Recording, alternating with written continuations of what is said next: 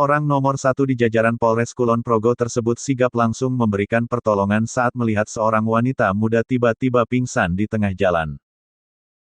Wanita muda tersebut pingsan saat dibonceng oleh ibunya di Jalan Raya Purworejo Wates, tepatnya di pertigaan Sogan, Wates Kulon Progo pada Kamis tanggal 24 Juni tahun 2021 lalu.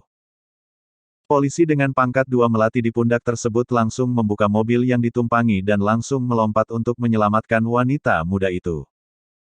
Wanita muda itu kemudian langsung dibawa ke puskesmas terdekat untuk mendapatkan perawatan medis. Aksi heroik Kapolres Kulon Progo AKBP Tartono Suwitonagoro ini pun viral setelah videonya diunggah oleh akun @divisihumaspolri di Instagram. Dihubungi Tribun Jogja, via telepon pada Sabtu tanggal 26 Juni tahun 2021 siang, AKBP Tartono membenarkan video viral dirinya sigap menyelamatkan seorang wanita muda yang tiba-tiba pingsan di tengah jalan. Dia menceritakan, kejadian itu terjadi pada Kamis tanggal 24 Juni tahun 2021 pagi.